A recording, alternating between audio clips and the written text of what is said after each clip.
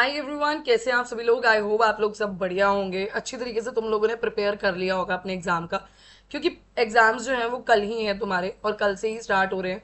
Introduction to disability जो कि है तुम्हारा कॉमन पेपर। अभी हम ज़्यादातर फोकस कर रहे हैं जो कि फर्स्ट ईयर के बच्चे हैं, हम ज़्यादातर उन्हीं के लिए पीपीटी बना रहे हैं। सेकेंड ईयर के लिए भी डेफिनेटली बनेगी, right, but it will take somewhere time. ठीक है, तो देखो, जिन बच्चों ने टेलीग्राम चैनल ज्वाइन नहीं किया है, वहाँ पे सारे के सारे नोट्स मिल जाते हैं, फुल फॉर्म मिल जाती है। मैंने प्रीवियस ईयर क्वेश्चन पेपर कराया था, वो तुम देख सकते हो। मेरा यूट्यूब चैनल जहाँ पे तुम वीडियो देख रहे हो मेरी, तुम वहाँ पे जाके मेरे को क्या कर सकते हो, सब्सक्राइब कर सकते हो, अगर आपने मुझे सब्सक्राइब नहीं किया है तो, राइट। देखो, काफ़ी सारे ऐसे बच्चे हैं जो कि न्यू है और उन्होंने सब्सक्राइब नहीं किया है, राइट। तो मैं रिक्वेस्ट कर रही हूँ उन बच्चों के लिए, तो आप लोग अगर मुझे सब्सक्राइब करेंगे तो आपको ही सबसे पहले नोटिफिकेशन आएगा किसी भी पर्टिकुलर एग्जाम के रिगार्डिंग, राइट। जीमेल आपके सामने ये रही। चलिए, तो जल्दी से स्टार्ट करते हैं इस पर्टिकुलर वीडियो को। जैसे कि आपने थंबनेल देख ही लिया है, ये कोई पर्टिकुलर कंटेंट वीडियो नहीं है, ये जर्नल वीडियो है आपके बारे आपको बताने के लिए कि किस तरीके से आप अपने एग्जाम को रिप्रेजेंट कर सकते हो। देखो, एग्जाम आएगा तुम लोगों का, तुम्हें सारी चीज़ें आती होंगी, आई होप, राइट। और ये चीज़ है भी, ज़्यादा टेंशन लेने की बात नहीं है, क्योंकि जितनी तुम टेंशन लोगे उतनी ज़्यादा तुम्हें दिक्कत होगी, और जितना तुमने याद किया होगा वो सारा तुम भूल जाओगे। तो मेरा मानना ये है कि जिसको जितना आता है प्लीज उतना ही करके जाए। कर रहे हो तुम लोग, आगे पढ़ रहे हो, दैट वुड बी ग्रेट, वो अच्छी चीज है। मगर जितना तुमने किया है उसी से ही काफी सारा कंटेंट बन सकता है, राइट। अब वो कैसे बनेगा वो थोड़ा बता देती हूँ, और आंसर लिखने का तरीका क्या क्या हो सकता है जिससे तुम्हें अच्छे खासे मार्क्स मिल सकते हैं। देखो, हर चीज ये बीएड में भी फॉलो होती है, ये तुम्हारी डिप्लोमा में भी फॉलो होती है। कोई भी बच्चा हो, चाहे वो बीएड का बच्चा हो या फिर डिप्लोमा का बच्चा हो, ये वीडियोस आपके लिए है कि किस तरीके से आप एक रिप्रेजेंट कर सकते हो अपनी आंसर शीट को। क्या तुम्हारा रिप्रेजेंटेशन होगा ऑफ आंसर शीट, किस तरीके से तुम लिख सकते हो, राइट। देखना, बिल्कुल ध्यान से देखिए। सबसे पहले मैं तुम लोगों को एक चीज बता दूं। जैसे लेट्स सपोज कि अगर कोई पर्टिकुलर डिफिनेशन तुमसे पूछी गई है, उसके टाइप्स, उसके कैरेक्टरिस्टिक्स तुमसे पूछे गए। मान के चलो इंटेलेक्चुअल डिसेबिलिटी के बारे में पूछा गया, तो सबसे पहले क्वेश्चन नंबर 1 तुम यहाँ पे लिखोगे। लिखने का तरीका देखना, बहुत अच्छी तरीके से रिप्रेजेंट करोगे तो तुम्हें मार्क्स भी अच्छे मिलेंगे। क्वेश्चन नंबर 1 यहाँ पे इंटेलेक्चुअल डिसेबिलिटी के बारे में पूछा गया होगा, तो यहाँ पे तुम लिखोगे इंटेलेक्चुअल डिसेबिलिटी। अब इसके बाद अगर तुम्हें इसको हिंदी में लिखना आता है, तुम्हें पता है इंटेलेक्चुअल डिसेबिलिटी को हिंदी में क्या कहते हैं, जो कि ज्यादातर इंग्लिश वाले बच्चे होंगे उनको नहीं पता होगा, तो तुम पेपर में देख सकते हो यार। तो उसको हिंदी में भी जरूर लिख के आओ, साइड में ब्रैकेट में, ये ब्लैक पेन से लिखना है।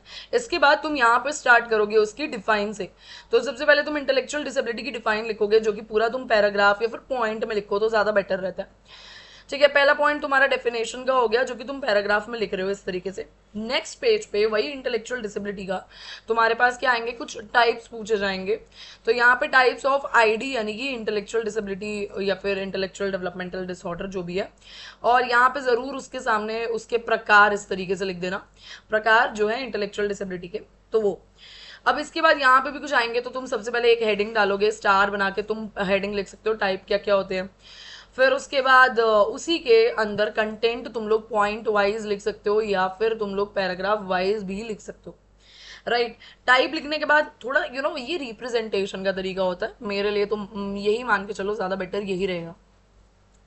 इसके बाद तुम्हारा कैटेगरी डिवाइड होती है तुम्हारी। आईक्यू जो है, आईक्यू का एक चार्ट अगर तुम बनाना चाहो, या फिर आईक्यू के बारे में तुम्हें अगर लिखना है तो तुम वो लिख सकते हो। आईक्यू का एक चार्ट बना के तुम लिखना दिखाना चाहो तो तुम वो भी कर सकते हो, राइट। यहाँ पे तुम्हारा आईक्यू का रेंज आ जाएगा, और यहाँ पे तुम्हारा इंटेलेक्चुअल डिसेबिलिटी आईक्यू के वाइज आ जाएगा। अब तुम क्या करते हो, क्लासीफाई भी करते हो आईडीडी को। तो यहाँ पे classification classification of IDD on the basis of, अब सबसे पहले ये तो हेडिंग हो गई ऑन द बेसिस ऑफ। इसके बाद तुम्हारा सबसे पहला पॉइंट आएगा on the basis of severity. Severity के अकॉर्डिंग, यानी कि सबसे पहला आता है माइल्ड, मॉडरेट, सीवियर, प्रोफाउंड, ये सारी चीजें आती है। उसको भी एक्सप्लेन करना चाहते हो तो एक्सप्लेन कर दो। क्लासिफिकेशन का हिंदी का वर्ड लिखना आता है, हिंदी का लिख दो। सीवियर का भी इस तरीके से।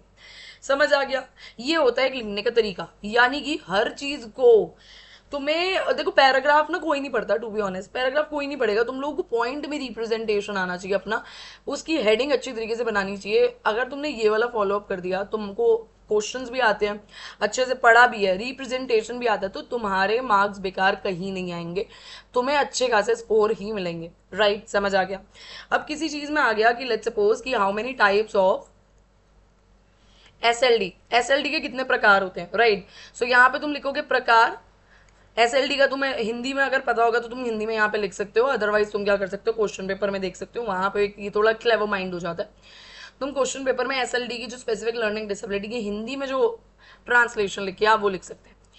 सबसे पहला तुम्हारा आ जाएगा डिसलेक्सिया, ये सारी चीजें उसके बारे में पूरा अच्छी तरीके से एक्सप्लेन करोगे। दूसरा आ जाएगा डिस्ग्राफिया, उसके बारे में अच्छी तरीके से एक्सप्लेन करोगे। इसी तरीके से मैंने सारा पिछली वीडियो में अच्छी तरीके से दिखाया था, समझाया था, ठीक है, बिल्कुल वैसा। ये सारा क्वेश्चन करने के बाद कभी कभार क्वेश्चन जो होते हैं ना टाइप वाले आते हैं लास्ट में, ये सब करने के बाद तुम्हें यहाँ पे एक फ्लो चार्ट जरूर बनाना है। फ्लो चार्ट एक रिप्रेजेंटेशन लगता है। तुम या तो आंसर को स्टार्ट करने से पहले फ्लो चार्ट बना सकते हो, आंसर को एंड करने से बाद में तुम फ्लो चार्ट बना सकते हो, जिसमें तुम लिखोगे यहाँ पे SLD, और यहाँ पे फ्लो चार्ट से तुम बना सकते हो डिसलेक्सिया, डिसग्राफिया, डिसप्रेक्सिया, डिसकैल्कुलिया, ऑडिटरी वाला, विजुअल। ये जो है वो एक रिप्रेजेंटेशन है। अगर तुम्हें और अच्छे से रिप्रेजेंट करना है इसको, तुम्हारे पास टाइम है, तो तुम डिसलेक्सिया जो लिखा है यहाँ पे उसको तुम यहाँ पे लिख सकते हो reading issue, problem in reading. यहां जो तुमने डिसकैल्कुलिया लिखा है, राइट, यहां पे तुम उसको अच्छी तरीके से रिप्रेजेंट करके लिख सकते हो प्रॉब्लम इन क्या, तुम्हारा राइटिंग में। समझ आ गया, बहुत इजी है। इस तरीके से फ्लो चार्ट बनाओ, तुम्हारा अच्छे खासे मार्क्स स्कोर हो ही जाएंगे, ठीक है। इसके बाद एक फ्लो चार्ट बता दिया। अगर लेट्स सपोज ये वाला क्वेश्चन था तुम्हारा क्लासिफिकेशन, सारी चीजें इंटेलेक्चुअल डिसेबिलिटी के बारे में, काफी बड़ा एक क्वेश्चन आ गया, अच्छे खासे मार्क्स का आ गया, राइट, तो लास्ट में तुम्हें समरी भी जरूर लिखनी है, या फिर यानी कि समराइजेशन। समराइजेशन ना बहुत अच्छा लगता है, रिप्रेजेंटेटिव लगता है कि तुम थ्योरी वाले पेपर में, ये सारी चीजें थ्योरी तो है यार, है ना, थ्योरी के पेपर में तुम सारी चीजें समराइजेशन लिख के आए हो कि IDD का फुल फॉर्म ये होता है, इसके टाइप्स 4 होते हैं। ये नहीं कि पूरा ही लिख दोगे बड़ा बड़ा, नहीं, समराइज करके मैंने तुम्हें बता दिया जो मैं पूरे आंसर में तुम्हें समझाना चाह रही हूँ। समझ आ गया। जिसके अंदर क्लासिफिकेशन मैंने 3 प्रकार की है, टाइप्स मैंने ये लिखे हैं, IQ का भी मैंने चार्ट बनाया है, या फिर IQ भी मैंने कैटेगराइज करके आपके सामने दिखाया ये। तो ये सारे तरीके होते हैं अगर आप बढ़िया तरीके से अपना एग्जाम को रिप्रेजेंट करना चाहते हो और आपको पता है कि मेरे मार्क्स इसमें अच्छे तरीके से आ जाएंगे और आपको लग रहा है रिप्रेजेंटेशन में थोड़ी सी दिक्कत हो रही है, प्लीज आप ये सारी चीजें फॉलो करो, ठीक है। हर एक क्वेश्चन को 1 पेज दो, अगर बड़ा है तो ऑब्वियसली बात है 1 ही पेज दो, या फिर मतलब नए पेज से एक क्वेश्चन को स्टार्ट करो, मेरा कहने का मतलब ये है। और हर एक 2-2 नंबर के या 1-1 नंबर के क्वेश्चन के बाद आपको लाइन जरूर ड्रॉ करनी है, ठीक है। आपको उसको सेग्रीगेट करना है, यानी कि लेट्स सपोज कि अगर आपका 1-1 नंबर के क्वेश्चन थे, आपने फर्स्ट क्वेश्चन लिख दिया dash is a multiple disability, ठीक है। दूसरा आपने लिख दिया RPWD एक्ट जो है वो कौन से ईयर में स्टार्ट हुआ था। थर्ड जो है वो फिलिंग द ब्लैंक्स, फिर से वही चीज। तो आपको इसको स्केल से सेग्रीगेट करके आना है, थोड़ा रिप्रेजेंटेटिव लगता है तो इसलिए मैं कह रही हूँ। अदरवाइज देखो करना तो सबको ही पेपर है, मार्क्स भी मिलेंगे, मगर जो अच्छी तरीके से रिप्रेजेंट करेगा, जब पेपर चेक हो रहे होंगे तो उनको अच्छी तरीके से मार्क्स मिलेंगे इन सारी चीज़ों में। तो ये सारी चीज़ें मैंने भी फॉलो अप की थी अपने डिप्लोमा में और अपने बैचलर्स इन एजुकेशन में, BEd में। तो इससे काफ़ी ज़्यादा काम आया था, काफ़ी अच्छी तरीके से मार्क्स गेन हुए थे इन सारे रिप्रेजेंटेशन से। तो आई होप आपको वीडियो समझ में आई होगी, कोई भी दिक्कत नहीं आई होगी। और कोई भी डाउट हो, किसी और चीज़ पे भी वीडियो चाहिए, आप ज़रूर बताइए। कोई पर्टिकुलर सब्जेक्ट जो कि आपको चाहिए नेक्स्ट वीडियो, तो आप मुझे बता सकते हैं। आप मेरे चैनल को सब्सक्राइब कर सकते हो, विच इज़ विशेष शिक्षा, आपके सामने आ रहा होगा, राइट। और अपने दोस्तों के साथ इस पर्टिकुलर वीडियो को शेयर कर सकते हो। पसंद आई है वीडियो तो जल्दी से कर दो क्या, लाइक, और सब्सक्राइब करना बिल्कुल मत भूलना। इसी तरीके से पढ़ते रहिए, आप लोग के एग्जाम चलते रहेंगे। तब तक आपसे मिलेंगे नेक्स्ट वीडियो में, बाय बाय।